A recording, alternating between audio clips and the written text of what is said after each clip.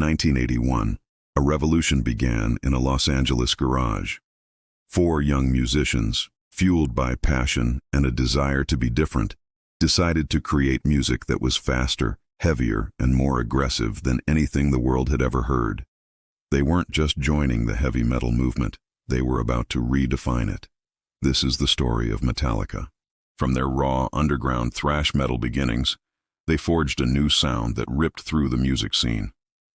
With early albums like Kill 'Em All, they laid the groundwork, showcasing a ferocious speed and energy that was simply unparalleled. This wasn't just noise, it was a statement. Then came Ride the Lightning and the monumental Master of Puppets, albums that introduced a new level of complexity and lyrical depth, solidifying their place as masters of their craft. They proved that heavy music could be both brutal and brilliant. But their journey was never a straight line. They faced immense tragedy, navigated shifting musical landscapes, and constantly challenged expectations. The release of the Black Album in 1991 catapulted them from metal gods to global superstars, bringing their powerful sound to millions of new fans. This album marked a pivotal moment, a shift towards a more polished, anthemic sound that dominated the airwaves and stadiums worldwide. Yet through every evolution, every experiment with albums like Load and Reload, and their triumphant return to form with Death Magnetic, one thing has remained constant: their unwavering dedication to the music and their legions of fans. They didn't just write songs, they crafted anthems that became the soundtrack for generations.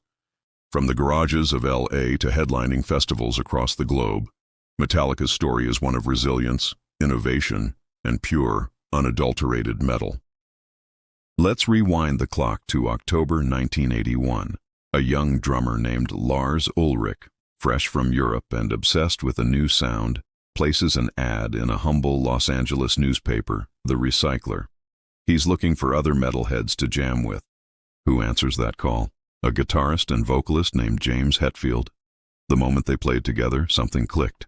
The chemistry was undeniable. Soon they recruited bassist Ron McGovney and a fiery lead guitarist named Dave Mustaine. This early lineup was a ticking time bomb, volatile but absolutely explosive. They were fueled by the new wave of British heavy metal, worshipping bands like Diamond Head, Venom, and the almighty Motorhead. But they had a different vision. They wanted to take that energy and crank it up to 11. They wanted to be faster, harder, and rawer than anyone else. They chose a name for this new sonic assault: Metallica. The world didn't know it yet, but thrash metal was about to be unleashed. The Los Angeles scene wasn't quite the right fit for their aggressive sound. So by 1982, the band packed up and moved north to the San Francisco Bay Area. There, a raw, powerful new metal scene was bubbling up, with bands like Exodus and Testament leading the charge. This is where Metallica found their true home. It was also where they found a crucial missing piece: a bassist named Cliff Burton, a true virtuoso with a love for everything from classical music to punk rock, saw them play. The band was blown away by his unique, melodic, and aggressive style. It was clear he was on another level. Ron McGovney was out, and Cliff Burton was in. His incredible musicianship and songwriting contributions would elevate Metallica from just another fast band into a true musical force. The classic lineup was almost complete, and the pieces were falling into place for world domination. July 1983. A new sound explodes from the underground. This is Metallica, and they've just unleashed their debut album, Kill 'Em All, on the independent label Megaforce Records. This album is a declaration of war on the mainstream. It's raw, it's furious, and it makes absolutely no compromises. The very first track, Hit the Lights, is like a lightning strike, setting a relentless pace of pure speed and aggression. Songs like The Four Horsemen, Motor Breath, Whiplash, and the iconic Seek and Destroy instantly become anthems for a new generation of metalheads. You wouldn't hear this on the radio. This was music for the outsiders, for the rebels in denim, and leather who found their tribe in the chaos of the mosh pit. Kill 'Em All was recorded on a shoestring budget, and you can hear it. The production is gritty, almost garage-like, but that rawness is precisely what gives it so much power and authenticity. It's a snapshot of a band running on pure, unfiltered energy. And speaking of energy, you have to talk about Cliff Burton. His bass solo, Anesthesia, Pulling Teeth, is a mind-blowing display of virtuosity that proved the bass could be a lead instrument. The album's DNA also contains the work of another future legend, Dave Mustaine. His contributions to the songwriting are undeniable. However, just before recording began, rising tensions and personal conflicts led to his dismissal from the band. He was replaced by Kirk Hammett, a phenomenal guitarist from the band Exodus. This pivotal moment set the stage for one of the greatest rivalries in metal history, as Mustaine would soon form his own powerhouse band, Megadeth. While Kill 'Em All didn't shatter sales records initially, its impact was seismic. It ripped through the underground, spreading through tape trading and word of mouth. Metallica wasn't just another band anymore. They were leaders, the pioneers of a new, aggressive style. This was the birth of thrash metal, and the music world would never be the same again. Just 1 year later, in July 1984, Metallica drops their sophomore album, Ride the Lightning, and the game changes forever. Now on the larger Megaforce label with distribution through Elektra Records, the leap in songwriting maturity is absolutely staggering. The band hasn't softened one bit. They've sharpened every single edge while adding incredible new dimensions to their sound. The title track, Ride the Lightning, is a brutal, thought-provoking journey into the horror of execution by electric chair. It's dark, it's heavy, and it's brilliant. Then there's For Whom the Bell Tolls, inspired by the Ernest Hemingway novel. That haunting, distorted bass intro from Cliff Burton is instantly recognizable and has become one of their most enduring anthems. But the biggest shock to the system was Fade to Black. Their first-ever power ballad, it explores themes of depression and despair with clean acoustic passages that left many fans expecting pure aggression completely stunned. Some even cried, "Sell out." But they couldn't have been more wrong. This wasn't selling out, it was evolution. And the rest of the album? Pure gold. Trapped Under Ice delivers that classic thrash fury we all love. Escape showcases their growing melodic sensibilities. And Creeping Death, based on the biblical story of Exodus, features one of the most iconic crowd participation moments in metal history with its epic "Die, Die, Die" chant. To top it all off, the instrumental The Call of Tulu, named after an H.P. Lovecraft story, showcases the band's progressive ambitions. It's over 8 minutes of intricate, atmospheric metal that proves they don't even need vocals to blow you away. Ride the Lightning proved that thrash metal could be intelligent, emotional, and musically sophisticated without losing a single ounce of its raw power. Metallica was no longer just a great thrash band. They were becoming legends. March 1986, a moment that would forever change the landscape of heavy music. Metallica releases what many, to this day, consider the greatest heavy metal album ever created, Master of Puppets. Now signed to Elektra Records, they finally have the proper distribution and resources to match their colossal ambition. Working again with producer Flemming Rasmussen, they captured their sound with a crushing clarity that somehow amplified, rather than polished, the raw aggression that defined them. The album cover itself is iconic. A sea of white crosses tethered to an unseen master by puppet strings. This imagery perfectly sets the stage for the title track, an 8-minute masterpiece exploring the harrowing themes of manipulation and addiction. With its intricate arrangement, bone-crushing riffs, and a breathtaking instrumental section, Master of Puppets didn't just follow the rules of thrash metal, it rewrote them entirely. And that was just the beginning. The album opens with Battery, luring you in with a deceptively beautiful acoustic intro before exploding into a pure sonic assault. Then you have The Thing That Should Not Be, a slow, heavy, suffocating track inspired by H.P. Lovecraft's Cthulhu mythology. It's a descent into the depths, proving that Metallica could master doom metal with the same proficiency as thrash. Welcome Home, Sanitarium, tackles the sensitive subjects of mental illness and institutionalization, showcasing a new level of emotional depth and melodic power. Disposable Heroes is an 8-minute anti-war epic of relentless energy, while Leper Messiah takes a heavy-handed swing at the hypocrisy of televangelism. The album closes with Damage Inc., a final blistering thrash assault that leaves you feeling both exhausted and exhilarated. But amidst all this brilliance, one track stands as a monument to a singular genius. Orion. This is Cliff Burton's masterpiece, an 8.5-minute instrumental epic that showcases the band's musicianship at its absolute peak. It's progressive, it's heavy, and it's profoundly beautiful. Master of Puppets achieved the impossible.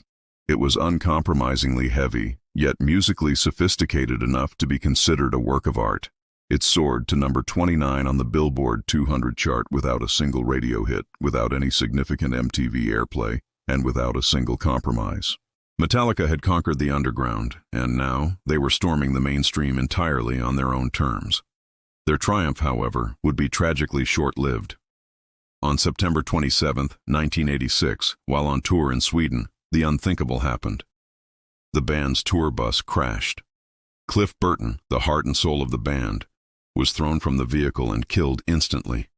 He was only 24 years old. Metallica had lost not just their bassist, but their musical anchor, their friend, their brother. The entire metal world was plunged into mourning. The future of the biggest metal band on the planet was suddenly, tragically, uncertain. Many wondered if they could or even should continue. The answer arrives in August 1988 with the album's themes are just as heavy as its sound. Blackened opens with an environmental apocalypse set to music. The title track, a monster over 9 minutes long, attacks corruption within the legal system. Eye of the Beholder examines censorship and the erosion of freedom. The album is dense, it's complex, and frankly, it can be exhausting to listen to, but it is absolutely brilliant. It proved that the band could survive an unthinkable tragedy and come back even stronger. But no one, and I mean no one, could have predicted what they would do next. August 1991, everything changes. Metallica releases their self-titled fifth album, universally known as the Black Album. Every song is meticulously arranged, every riff is devastating, and every lyric hits hard. This wasn't compromise, it was evolution at the highest level. Enter Sandman opens the album and becomes one of the most recognizable songs in rock history. Its music video dominates MTV, and the song crosses over to mainstream radio while losing none of its heaviness. Sad But True features one of the heaviest riffs ever recorded, tuned down for maximum crushing power. Then there's Nothing Else Matters, perhaps their most controversial song at the time. Yet, it became one of their biggest hits, introducing Metallica to millions who had never listened to metal before. The album closes with The Struggle Within, a fitting end to an intense journey through the human psyche. The Black Album entered the Billboard 200 at number 1 and stayed there for 4 weeks. It eventually sold over 17 million copies in the United States alone and over 30 million worldwide. Metallica was now headlining stadiums. They were on the radio, on MTV. They'd transformed from underground thrash legends into the biggest rock band on Earth. 5 long years pass. Then, in June 1996, Metallica unleashes Load. The cover art alone sparks controversy, abstract, provocative, and a world away from their thrash metal roots. The album kicks off with the groove-heavy riff of Ain't My Bitch. Metallica proved that they could experiment, evolve, and still dominate the music world. Yet a large portion of their audience longed for the blistering aggression of their early years. The band's response was clear. They had conquered the world on their own terms, and they no longer had to prove anything to anyone. Ever wonder what songs Metallica listened to? Well, in November 1998, they gave us a massive clue with Garage Inc. They took songs like Die, Die, My Darling, Turn the Page, and the traditional Irish folk song Whiskey in the Jar, and transformed them into pure heavy metal. That version of Whiskey in the Jar blew up, winning a Grammy and proving that Metallica could make literally any song their own. It was a raw, powerful tribute that showed off their versatility and deep respect for their musical roots. It felt like a peek into their personal playlist, and fans absolutely loved it. Just when everyone thought they had Metallica figured out, the band threw the biggest curveball imaginable. In November 1999, they released Sandman, short for Symphony and Metallica. Yes, you heard that right. They teamed up with the San Francisco Symphony, conducted by the legendary Michael Kamen, for a live concert that merged 2 seemingly opposite worlds. Imagine Master of Puppets backed by a full orchestra. Picture the haunting intro of one amplified by soaring strings and powerful brass. It was breathtaking. Classics like The Call of Cthulhu and Nothing Else Matters were completely reimagined, gaining a new layer of epic grandeur. They even debuted 2 brand new songs, No Leaf Clover and Human, written specifically for this collaboration. S&M was a monumental risk, an audacious experiment that paid off brilliantly. Debuting at number 2 on the Billboard charts, the album proved that heavy metal and classical music weren't just compatible. They were kindred spirits, both capable of immense power, drama, and emotion. It was a groundbreaking moment that expanded the definition of what heavy metal could be. What a wild ride, right? From punk rock covers to a full-blown symphony orchestra, Metallica constantly pushed their own boundaries. By 2001, Metallica was fracturing. Jason Newsted quit in January, citing personal and musical differences. James Hetfield then entered rehab for alcohol addiction, leaving the band's future completely uncertain. These struggles were captured in the Raw documentary, Some Kind of Monster, showing a band on the absolute brink of collapse. Out of this chaos came June 2003's Saint Anger, their most divisive album ever. With no permanent bassist, producer Bob Rock stepped in. The sound was intentionally raw, almost like a demo. Lars Ulrich's snare drum, famously without a snare wire, created a metallic clang that fans either loved or hated. And for the first time, there were no guitar solos. Hetfield's lyrics were painfully honest, reflecting his battles with addiction. The title track is pure rage, and songs like Frantic and Some Kind of Monster showcase a band stripped of all pretense. It debuted at number 1 in 30 countries, but many critics called it their worst. Yet, it was Metallica at their most vulnerable and aggressive. Shortly after, bassist Robert Trujillo joined, finally completing the lineup. It's September 2008, and the metal world holds its breath. Metallica, with legendary producer Rick Rubin at the helm, unleashes Death Magnetic. This isn't just a new album, it's the album fans have been craving for years. It's a thunderous return to the thrash metal roots of the 1980s, but supercharged with modern production and a newfound maturity. The songs are long, intricate, and unapologetically heavy. This is more than a comeback. It's Metallica reclaiming their undisputed throne as the kings of metal. The album's artwork, with its coffin imagery and magnetic field lines, perfectly sets the dark, intense mood. From the very first notes, you know this is different. That Was Just Your Life kicks things off with over 7 minutes of complex, blistering thrash. The assault continues with The End of the Line, while Broken Beat and Scarred feels like a direct descendant of the Master of Puppets era. Then comes The Day That Never Comes, a modern epic that builds from a powerful ballad into an explosive heavy masterpiece, echoing the structure of their classic, One. The energy never lets up. All Nightmare Long delivers relentless, driving rhythms and haunting lyrics, and Cyanide is just pure, unadulterated headbanging fury. And with The Unforgiven 3, they bring a powerful conclusion to the trilogy they started 17 years prior, showcasing their growth as storytellers. The second half of the album is just as fierce. The Judas Kiss is nearly 8 minutes of pure, classic Metallica intensity. After an 8-year wait, the silence was finally broken in November 2016. Metallica unleashed their 10th studio album, a monster double LP titled Hardwired to Self-Destruct. If you thought the band might be mellowing with age, this album was a sonic punch to the gut. Produced by Greg Fidelman alongside James Hetfield, this wasn't just an album, it was a mission statement, capturing the raw, untamed energy of their legendary live shows. Forget the experimental detours of the past. Hardwired is pure, unfiltered aggression from start to finish. The title track kicks the door down with 3 minutes of blistering thrash, a chaotic jolt of electricity that sets the tone for everything to come. Then you have Atlas Rise, a soaring anthem about shouldering immense burdens, and Now That We're Dead, which locks into a groove so heavy and precise you can't help but headbang. The band also turns a critical eye on modern culture with Moth into Flame, a scathing look at the destructive allure of fame in the social media age. And for the longtime fans, they even drop a nod to one of their earliest inspirations, Diamond Head, with the track Am I Savage? The first disc closes with Halo on Fire, an 8-minute epic that twists and turns, showcasing the band's incredible dynamic range from quiet introspection to explosive power.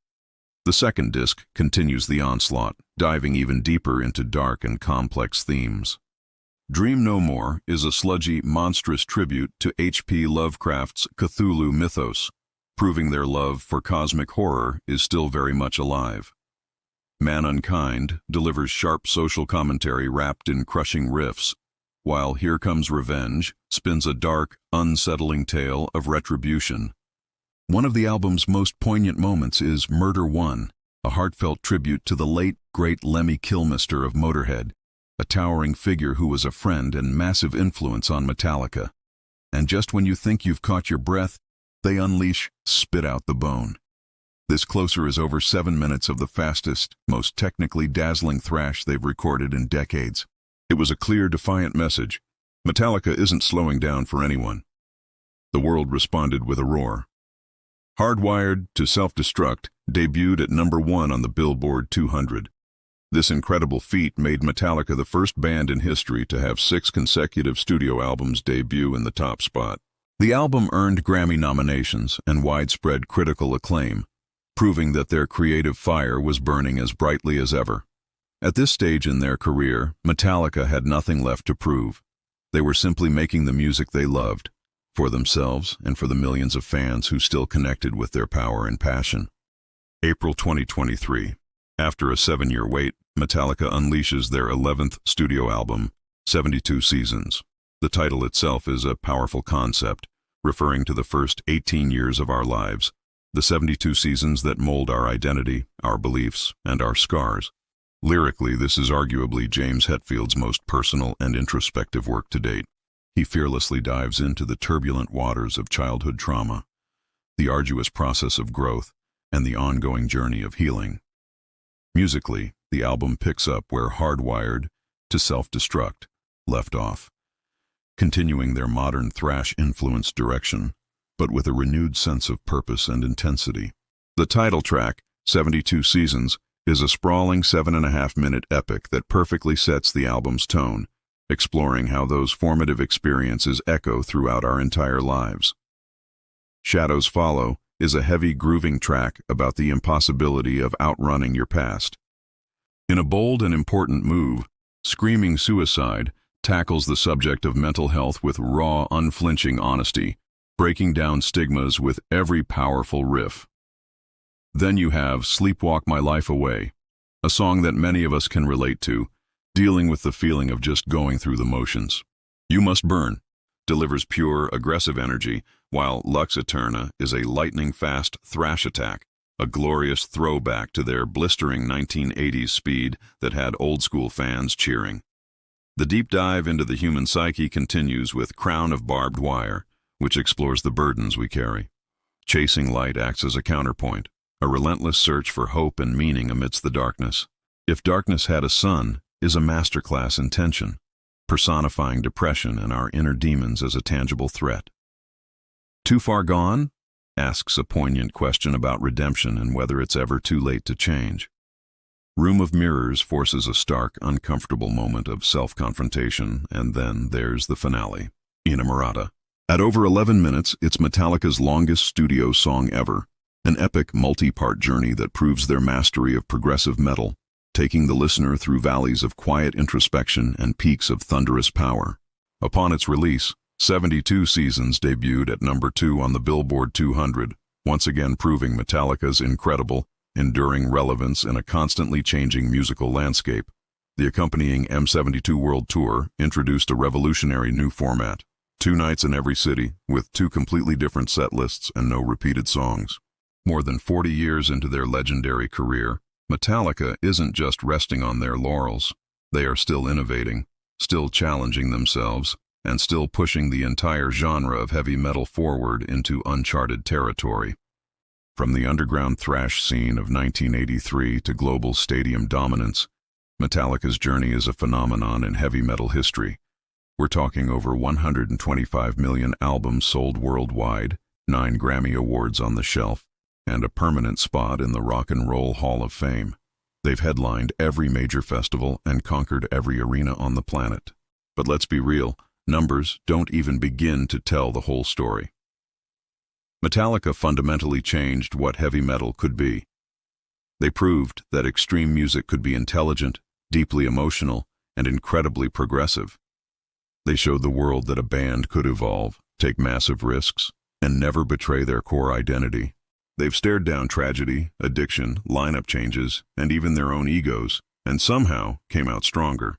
Sometimes their risks didn't pay off, but they always came from a place of raw artistic honesty. Think about it. From teenagers just discovering the power of a distorted guitar to fans who've been headbanging since Kill 'Em All, Metallica's music is a bridge across generations and borders. Their songs have become the soundtrack to millions of lives, scoring moments of pure anger, rebellion, devastating loss, and absolute triumph. They've inspired an entire universe of bands, yet they remain utterly unique, impossible to truly replicate.